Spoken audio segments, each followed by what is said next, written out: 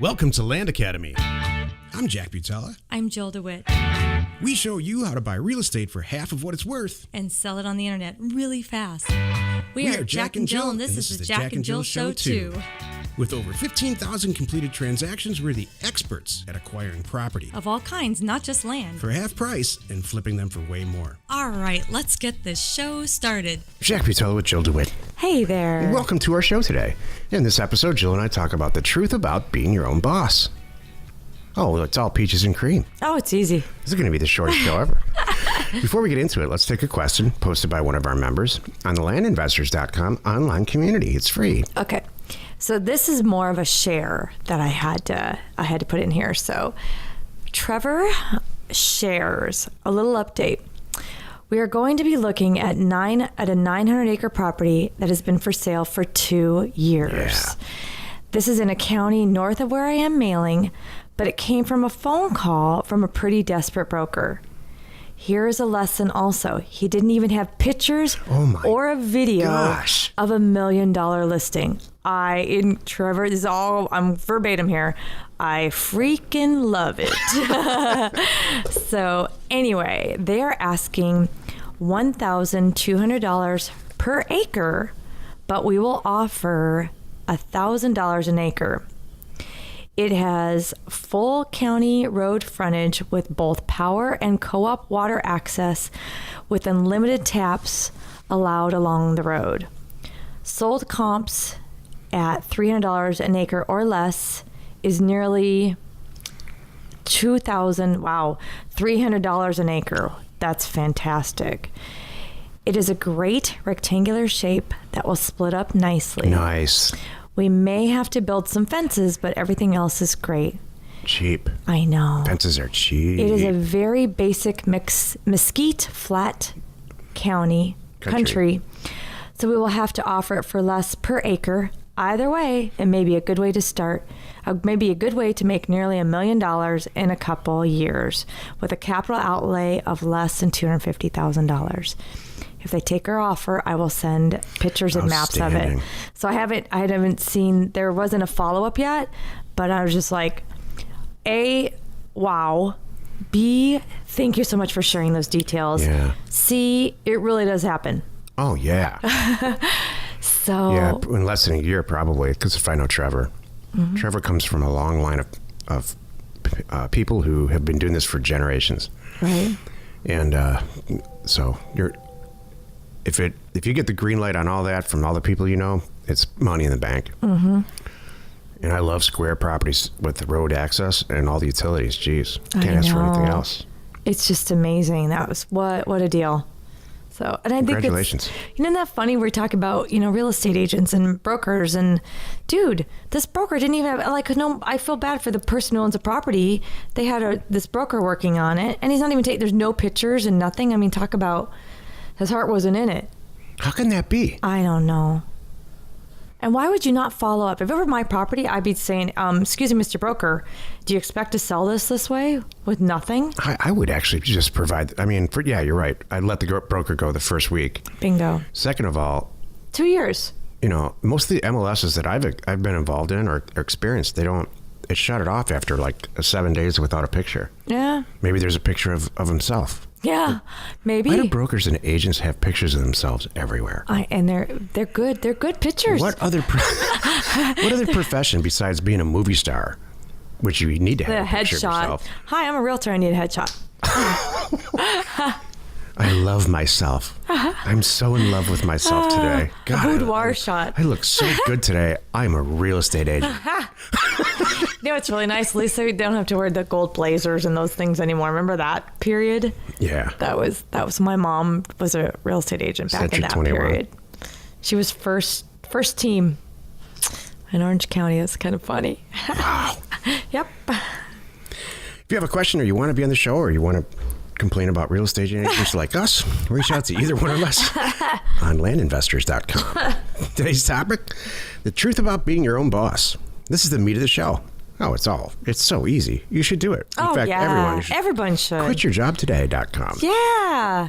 No obstacles, nothing whatsoever. Just open it, get a shop, put the open sign in the window and run and go for it. Okay, Jill, pros and cons. Pros of being your own boss. One pro and one con, like that. Pro.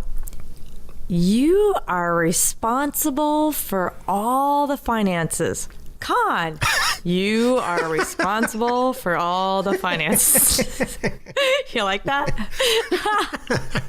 I do. I like it. Pro. You get to hire and fire your employees. Con. You have to hire and fire your employees. I can keep going. I'm the kind of person. The real, and we will keep going on. The reality is, if you love to be in control of your destiny, and you love, prospering or failing on your own time, yeah, this is for you. Yeah. If you are the kind of person who just loves to get a paycheck, and everybody else does all the stuff, and you just show up and you do your little thing with little horse blinders on, then it's not for you. Right. And there's only one way to find out. I'll tell you I'll tell you how I would never want to be my own boss. I would never want to show up to a brick and mortar operation, let's say a retail place. I don't know, let's say a hair salon. I'm just throwing it out. And kind of rely on people walking in my door that day. Hair salon's a bad example. A hardware store. Because hair salons actually have clientele, and you can build a clientele and they come back every month. That's actually not a bad business model. Right. But if you're just, have a True Values franchise hardware store and you don't know what your revenue is going to be that day and you got to show up, someone's got to open the door. And no matter what, you have a fixed expense amount that day. Right. You don't know if they're going to come in and buy nuts and bolts or they're going to buy a generator. That's right. You pray they're going to buy a generator. But that's the kind of boss I'd never want to be. My own boss. That's the kind of I would actually work for somebody else over that. It's too unpredictable. But what we do for a living, when you buy a piece of real estate and you know how much you're going to sell it for, there's no mystery in it. And unless the world ends tomorrow, you're going to double your money on a piece of property. That's not a bad way to go. Right. I'll tell you what sucks about it is employees and overhead, just all the tax, which by the way, Jill and I are lucky enough we're big enough now to outsource most of that. Although you never outsource all of it, I'm here to tell you. Right. That was one of the things I thought was possible. Right. You just don't. You can't. Jill and I are also lucky enough where I handle some stuff and she handles some stuff, and they happen to be the stuff that we both like. Right. Like Jill talks on the phone to people and I can't stand it. That's true. I love acquisitions. She loves sales. It works out pretty good. Mm-hmm. Exactly. So give us some more. Give me a pro and con like I did. Okay. You can take a 360-day vacation if you want. Is that a pro? That's a pro. Okay. What's the con? You have to have the right people watching their operation if you're going to do that. It's expensive. Very true. Employees are expensive. They're getting cheaper. What? What does he mean by that? They're getting cheaper. I thought everything's getting more expensive. We have overseas people do certain menial tasks at an incredibly low hourly rate. Mm-hmm. Like I feel guilty about it. Hourly rate. I literally asked these people to increase their rate, and they did. So once you get the right people that are working with you that are below you to orchestrate and conduct whatever you need to get done with the overseas people, it's extremely efficient and predictable. The outcomes are predictable. Mm-hmm. And it's interchangeable. Not the people immediately below you, but the virtual assistants all over the world are interchangeable. They line up. Mm-hmm. You can line them up to your advantage. Please don't send me an email about made in the USA. If we were manufacturing car parts, I will tell you right now, Jill and I are vigilant about this. It's made in the USA. Right. But if you can get a $5 an hour person to develop portions of a website versus a $75 an hour person, and the outcome is exactly the same, you tell me. Well, you know what? And in that situation, I don't know how we got off on this topic, but in that situation, I do feel like it's a good thing too, because what we're paying them in their currency in their country is good pay. Yeah. Well, yeah. So it's not like it's crazy. So we're not like, it's not like a sweatshop with children. Yes. Kind of thing. It's not that. It's grown-ups with an education. This is just what it happens to cost in that country. That's not crazy. So the reason I bring it up is because as your own boss, you have to make these decisions. you know, and there's ethical parts of the decision, financial parts, time constraint parts, all of it. You know, we were talking to some, I'm glad, this is a good timely topic, Jack. Thank you. We were out the other night talking to these young entrepreneurs in our city who are starting up a company, and it's renting like a beach version golf cart, right? And I had just had a meeting. We just had a meeting with some other people that are starting up their own business in related to our business, obviously, but their energy is different, if you will. And I looked at these guys and I said, you know what? Every time I see these two. It's two guys. This is their business. They are giving it their all every single day. They show up. Every time I run into them, they always have their logo on their shirts, a hat, something. They're promoting their business. They are proud of it. They have a smile on their faces, and they're excited to share this. And you know, it's just running a cart, and they're thinking outside the box too about other things. We could do this, we could do that, we could market this way, market that way. I'm like, you know what, guys? I told them, I said, you know what? You keep this attitude up, you will not fail. That's right. So you're right. I heard you say that. Yeah, I did, and they were like, really? They're looking at me, like looking at us with our experience and where we come from. I'm like, yeah. I'm like, you guys, because I know right now, if for some reason, who knows, maybe insurance laws change and you can't rent like you thought you could, whatever it is. You guys will have a workaround. You guys have the energy and the drive and the ambition. And that's what I think a lot of being your own boss is. You have to go at this 120% and be persistent and not stop until you get there. That's right.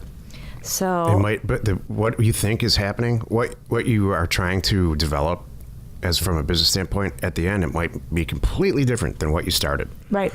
But that's the result of just changing, constantly tacking, like in sailing, just tack left and right. Yep.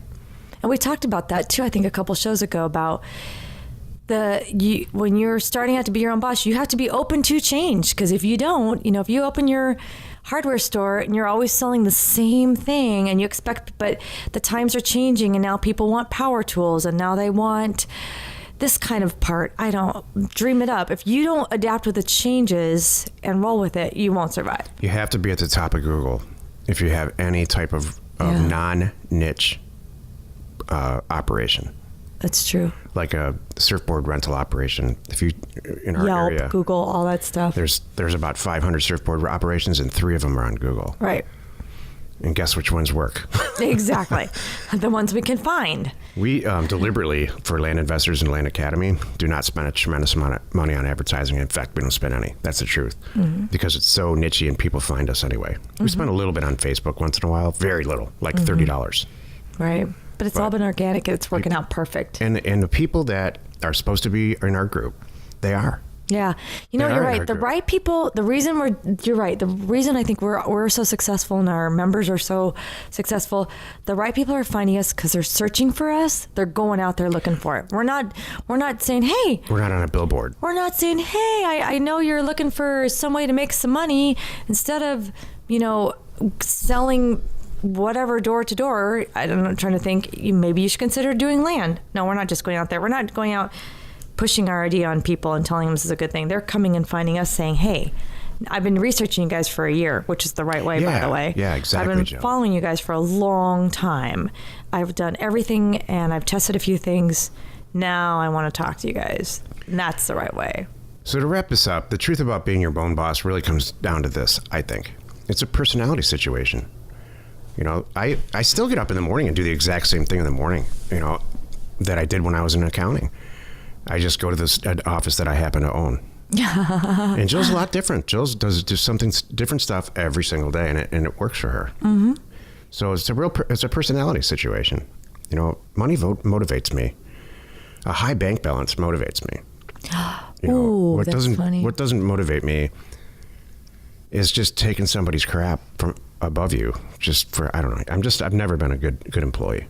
It's funny. The reason I'm my own boss, not because I had any bad experiences, but because I wanted to do it my way. And I knew I had it in me and I knew I could do more and be bigger and more successful with you, obviously, it hurts sometimes. We've all been there, when or a lot of us have, when you sit there going, I'm making a lot of money for this guy, or I'm making a lot of money for this corporation. It kind of hurts a little bit. Sure.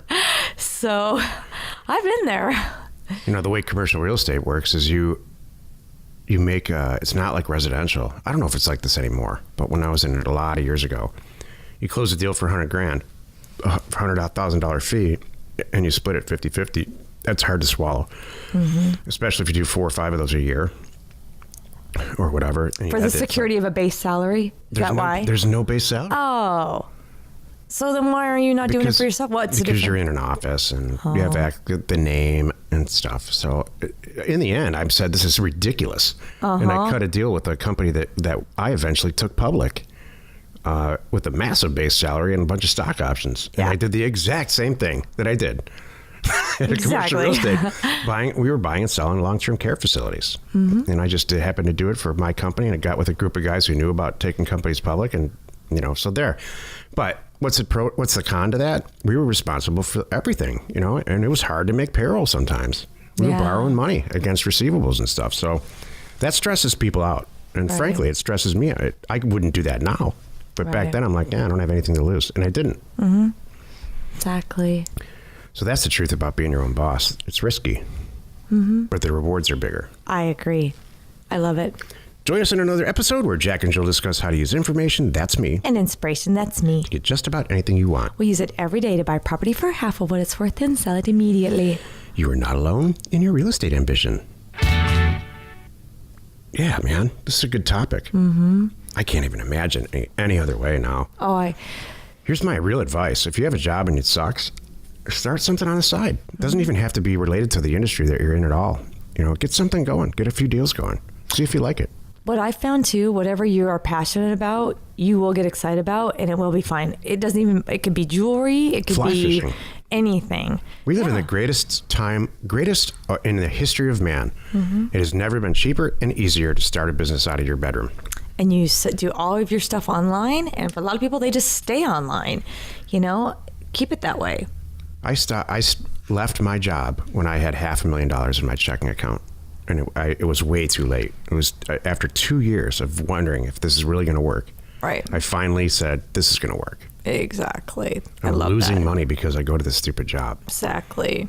You want to hear the thing that I didn't share yesterday? I was going to share. Yeah. So the last little bit that Dan said, which was really, really nice, is he was sharing with me just his personal viewpoints, basically, and just said, talk about giving back.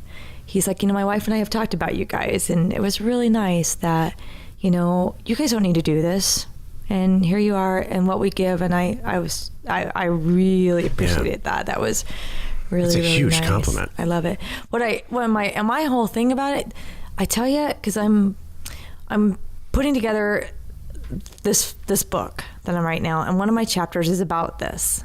The last chapter. Well, not the last chapter. There's 2 parts of it. But anyway. Plug the book, Jill. What's the name of the book? How to Have It All by 50. Yeah. I want to read it. Yeah. So that's the book I'm working on right now. I want to know how to do that. Yeah. Well, one of the things I found is, as crazy as it sounds, the more you give, it's really, really true. The more you give, the more you do get back. It sounds crazy. Even though you give more than you think you have, do it. Because someone's going to help you. The more you help people, it's true. The more they do help you. Yep. Other people help you. The more you're doing, we talked about it the other night with some guys at dinner, picking out good people from bad people. There's some people out there that just are not good people. Let's be honest. Do the right thing. Yeah. That was the topic. Right. But if you stay the course and always do the right thing, even if it hurts, we joke about that too sometimes. Even if it costs money, sometimes do the right thing. It is it's the best, and you will be rewarded. Can I ask you some questions about your book really fast? Sure. Do you have the chapter? How do you write a book? How do you write? What's your writing? Do you do the outline first? Do you just sit down and write? Do you have an outline? I wrote a first, basically synopsis of what the book was about and why I was writing the book, kind of a forward. I kind of start a forward is really, why I'm here, why I'm writing this book, what the whole thing's about. Then I sit down and I draw a circle in the middle, which is the book. The what's it? Is that the nebulous in the middle? I don't know what that's called, but anyway. Nucleus. Nebulous. Thank you. A hub and spoke is what I think you're getting at. Is a hub and spoke. Yeah, and so then I draw exactly spokes out there, and I think I had 10 or 11. I started to write. Here's my book in the middle, and I write what are the pieces of my book and the main things, the points I want to touch on about them. And then I realized, you know what? Those are now becoming chapters because they all go into how to have it all by 50. What are the important things? Chapters? What do you have to do? I'm not going to tell you all right now. I'll save them, but I will. I will share those at some point. Can I ask you questions as you're writing it on the show? Sure. Okay, great. Yeah. Like what chapter are you writing right now? The first one or the third one? The first one. I'm still working on the outline and all that, and I need to. I'll share with everybody. I need to get my website where I want to be because I want to. On my website, I want to document and share stuff too as I'm writing the book because I think that'd be fun. DeWit.com? Yes, it is. Thank you. I can't wait to read your book. Thank you. I'm going to try to have it all by 50. Yeah. Time's running out. Oh, wait, it's ran out. Last time I checked, I think you did. I think you are also a shining example of this. Well, listeners, it's too late for me, but you should take a look and give it a shot. Silly. Information and inspiration to buy undervalued property.